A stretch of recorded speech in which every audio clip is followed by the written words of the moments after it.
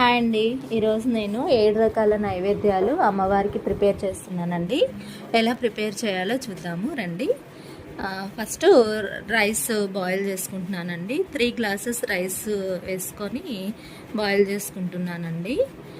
ఇంకొక side rice కుక్కర్లో ఈ గ్లాస్తో 1 గ్లాస్ రైస్, హాఫ్ గ్లాసు పప్పు అండి, పెసరపప్పు వేసుకొని బాగా కడిగి 1.5 కప్కి 3 గ్లాసెస్ వాటర్ వేసుకోవాలండి. 1.5 గ్లాసు రైస్ ప్లస్ పెసరపప్పు, దానికి 3 గ్లాసెస్ వాటర్ వేసుకొని బాయిల్ చేసుకోవాలండి. కుక్కర్ పెట్టేసుకుంటే 3 విజిల్స్కి బాయిల్ అయిపోతుంది.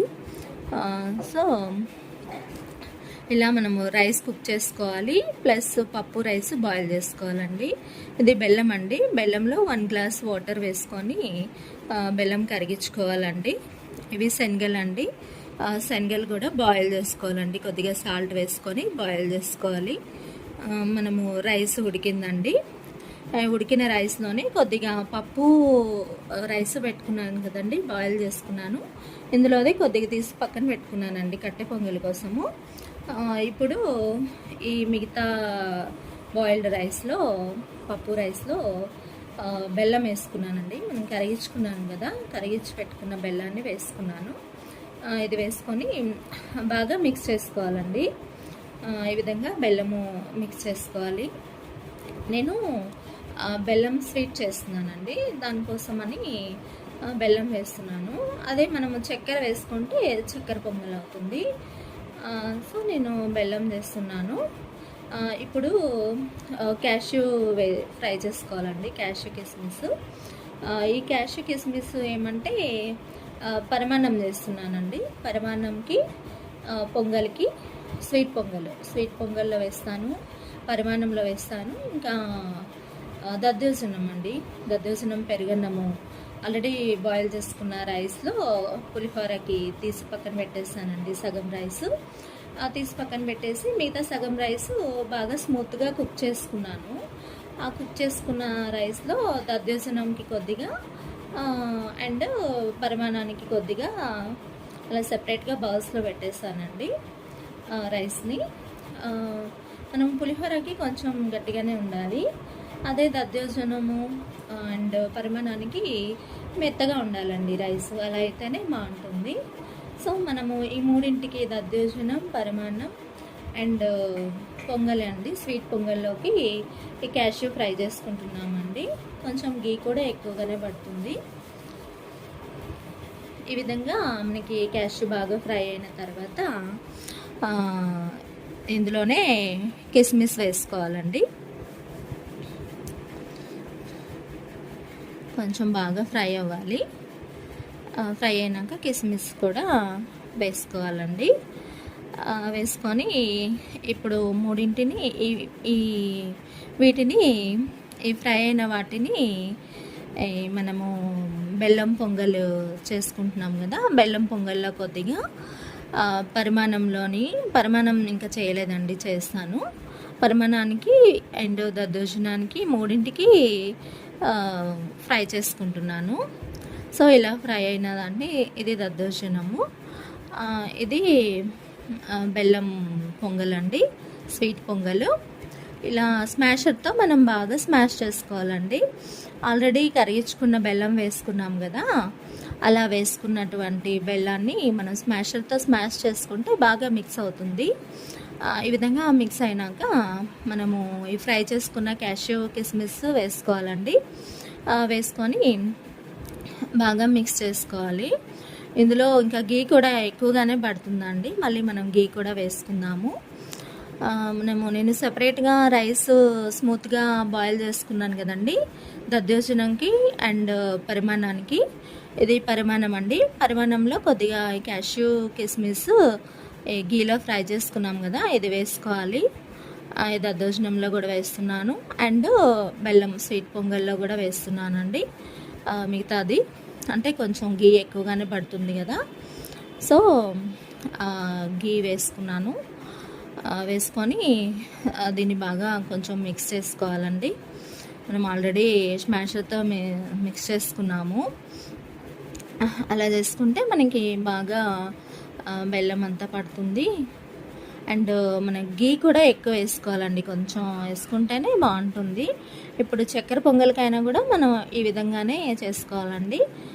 ఇన్స్టెడ్ ఆఫ్ ఇది జాగరీ ప్లేస్లో మనము షుగర్ యాడ్ చేస్తాము చక్కెర పొంగలికైతే. సేమ్ ప్రాసెస్ అండి, ఇదే ప్రాసెస్ దానికి కూడాను. సో మనకి స్వీట్ పొంగలి రెడీ అయిందండి.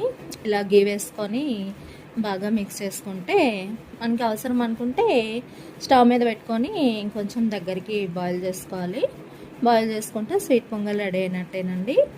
ఇప్పుడు పరిమాణం అండి, ఇలా స్మూత్గా చేసుకున్నటువంటి పరిమాణంలో మనము ఆల్రెడీ వేసుకున్నాం కదా క్యాష్యూ అండ్ కిస్మిస్. ఇలా వేసుకున్న తర్వాత మనము బాగా మిక్స్ చేసుకోవాలండి. మిక్స్ చేసుకున్న తర్వాత మనము కరిగించి పెట్టుకున్నాం కదా బెల్లం ఆల్రెడీ మనము పొంగల్లో వేసుకున్నాము. అదే బెల్లంలో ఇంకొంచెము ఈ పరిమాణానికి సరిపడా బెల్లాన్ని వేసుకోవాలండి. చూసుకోవాలి మెజర్మెంట్. అప్పుడే నేను 1/2 kg తీసుకున్నాను 3ంటికి. సో ఈ విధంగా బెల్లం కూడా వేసుకొని బాగా మిక్స్ చేసుకోవాలండి. మనకి ఎక్కడ ఉండలు లేకుండా, అంటే రైస్ స్మూత్గా చేసుకున్నాను, బాగానే మిక్స్ అయిపోతుంది. ఇట్లా మనకి స్మూత్గా ఉంటేనే బాగుంటుందండి. మరి గట్టిగా ఉంటే అది కూల్ అయినాక చల్లగా అయిన తర్వాత ఇంకా గట్టిగా అయిపోతుంది. సో ఇలాగే లూజ్గానే చేసుకోవాలి. ఇట్లా చేసిన తర్వాత బెల్లం మిక్స్ చేసుకున్నాక మనము స్టవ్ ఆన్ చేసుకొని కొంచెము మిక్స్ చేసుకుందామండి. కొద్దిగా బాయిల్ చేసుకుందాము. సో ఈ విధంగా బాయిల్ అవుతుంది. బాయిల్ అయినాక మనము ఇలాచీ పౌడర్ అండి మిక్సీకి వేసి పెట్టుకున్నాను. మిక్సీకి వేసి పెట్టుకున్నటువంటి ఇలాచీ పౌడర్ వేసుకోవాలండి దీంట్లోనే. ఇలాచీ పౌడర్ వేసుకున్నాక ఇది కర్పూరం కొద్దిగా వేసుకోవాలండి, పచ్చ కర్పూరము. అది వేసుకుంటే మనకి స్మెల్ కానీ టేస్ట్ కానీ బాగుంటుంది. కేసరిలో కూడా వేసుకుంటాం కదా, దేనిలో అయినా కొద్దిగా స్వీట్లో మనము పచ్చ కర్పూరం వేసుకుంటే అది బాగుంటుందండి టేస్ట్. సో పరిమాణంలో కూడా కొద్దిగా వేసుకున్నాను. నెక్స్ట్ ఇవి బాయిల్డ్ మిల్క్ అండి. ఫైనల్గా మనం బాయిల్డ్ మిల్క్ వేసుకొని ఇంకా బాగా మిక్స్ చేసుకోవాలండి. అంతేనండి, పరిమాణము రెడీ అయిపోయినట్టే. సో ఇలా కొద్దిగా మెత్తగా లూజ్గా ఉంటేనే బాగుంటుందండి. కూల్ అయినా కూడా ఈ విధంగానే ఉంటుంది కన్సిస్టెన్సీ. సో ఈ విధంగా మనకి రెడీ అయినటువంటి పరిమాణాన్ని పక్కన పెట్టుకోవాలండి. మనకి బెల్లం పొంగల్ రెడీ అయింది, పరిమాణము రెడీ అయింది, దద్దోజనం కూడా రెడీ అయిపోయిందండి. అంటే దద్దోజనం ఏమంటే మనము బాయిల్ చేసుకున్నటువంటి రైస్లో పెరుగు, కొద్దిగా వాటరు, మిల్క్ వేసి పెట్టుకున్నాను. అదేవిధంగా కిస్మిస్ అండ్ క్యాష్యూ ఫ్రై చేసుకున్నాను కదా, అవి కూడా కొద్దిగా వేసుకున్నానండి.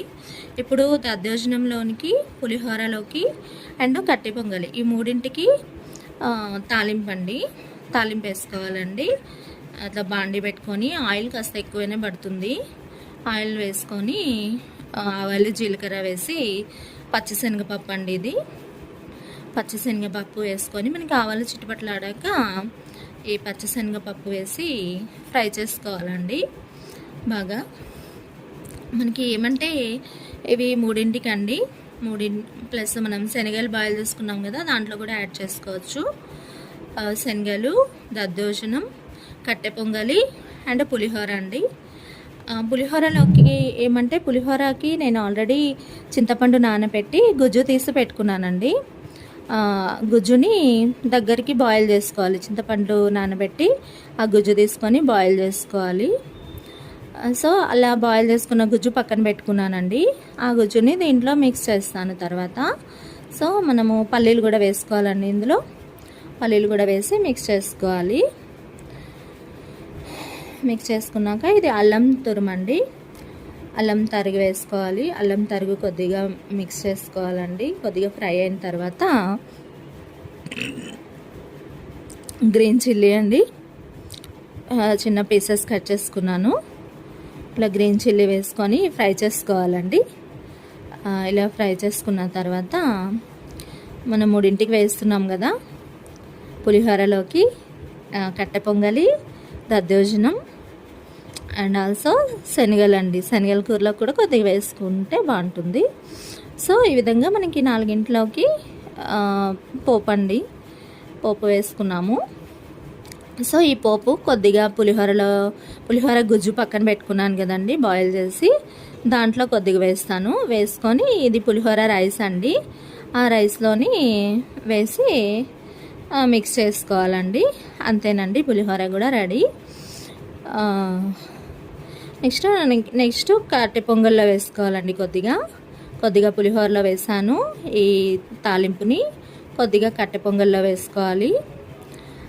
కట్టె పొంగల్కి ఏమంటే కొంచెం ఇట్లా కన్సిస్టెన్సీ చూసుకొని మనకి అవసరమైతే వాటర్ యాడ్ చేసుకోవాలండి. అంతేనండి, పులిహోర రెడీ, కట్టె పొంగలి రెడీ అండి. ఇంకా మనకి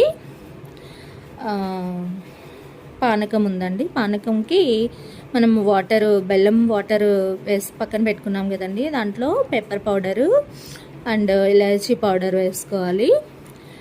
ఇలాచీ పౌడర్ వేసి కొద్దిగా మిక్స్ చేసుకున్న తర్వాత లెమన్ వేసుకోవాలండి. కొద్దిగా లెమన్ జ్యూస్ స్క్వీజ్ చేసుకోవాలి. హాఫ్ లెమన్ వేసుకోవాలండి. మనము చూసుకోవాలి స్వీట్కి తగ్గట్టు, బెల్లం ఎంత ఉందో దానికి తగ్గట్టుగా లెమన్ స్క్వీజ్ చేసుకోవాలి. ఇలా చేసుకొని మిక్స్ చేసుకోవాలండి. అంతేనండి, పానకం కూడా రెడీ అయినట్టే. నెక్స్ట్ శనగలండి. మనం శనగల్ని బాయిల్ చేసుకొని నేను పెప్పరు అవి వేసి పెట్టుకున్నాను. నెక్స్ట్ తాలింపు కూడా యాడ్ చేస్తాను. కొద్దిగా పక్కన పెట్టానండి తాలింపు, అది యాడ్ చేస్తాను.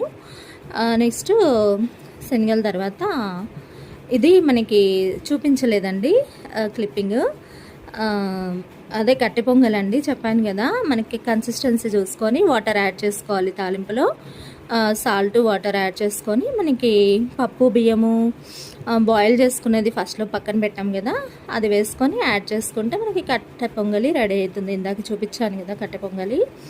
సో నెక్స్ట్ ఇది వడపప్పు అండి. పెసరపప్పు నానబెట్టుకుంటాము హాఫ్ అన్ అవర్. నెక్స్ట్ అటుకులు కడిగి పెట్టుకుంటామండి.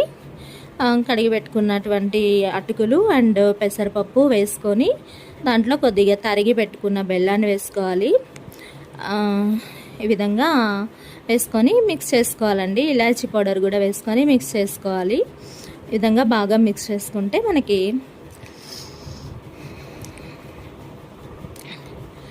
ఈ వడపప్పు రెడీ అండి. వడపప్పులో మనకి అటుకులు కూడా వేసుకుంటే అంతేనండి, వడపప్పు రెడీ అవుతుంది. ఒక హాఫ్ అన్ అవర్ 1 అవర్ ముందే నానబెట్టుకోవాలండి పెసరపప్పు నానబెట్టుకుంటే మనకి ఈజీగా మిక్స్ చేసుకోవచ్చు, నానిపోతుంది బాగా. అంతేనండి, 7 రకాలు అయ్యాయి కదండి.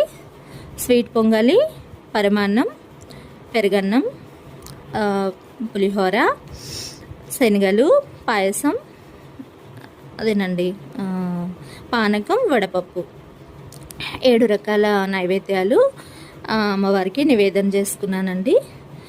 నివేదన చేసి పూజ చేసుకున్నాను. అంతేనండి. ఎలా ఉందండి అలంకరణ? బాగా చేసుకున్నానా? అంతేనండి, పొద్దున్న లేచి అంతా పనులు ముగించుకొని ఫస్ట్ అమ్మవారికి అలంకరణ అంతా చేసుకున్నాక వంటలు స్టార్ట్ చేస్తే తొందరగానే అయిపోతాయండి. ఇవి మనం ఈజీ వంటలే కదా నేను చేసిండేది.